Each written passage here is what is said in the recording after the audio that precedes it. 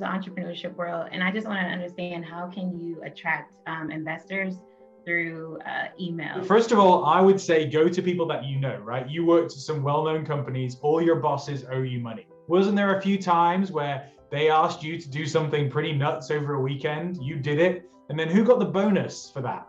Get them on the phone and pitch them like they owe you money. And all of those people, there should be 30, 40 people. So that's the first mistake that a lot of people make, is that if you don't go to the people that you know, then it's really hard to build momentum in a fundraising round.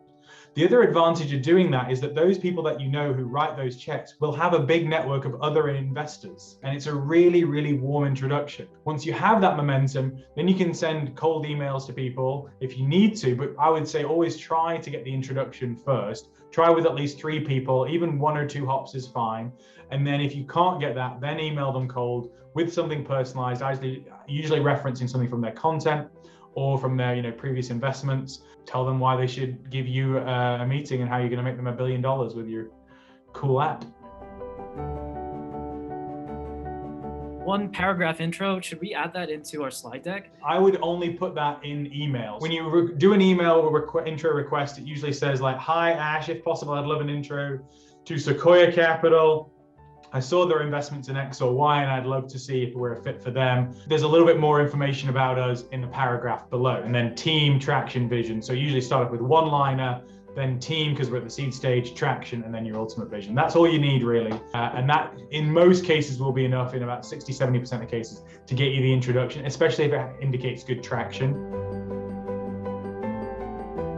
What should be the main information we should put in the pitch deck to make this attractive to investors? My advice would be to use a template for the deck. So obviously mine's the best. Ash Rust, how to build a deck, just Google that.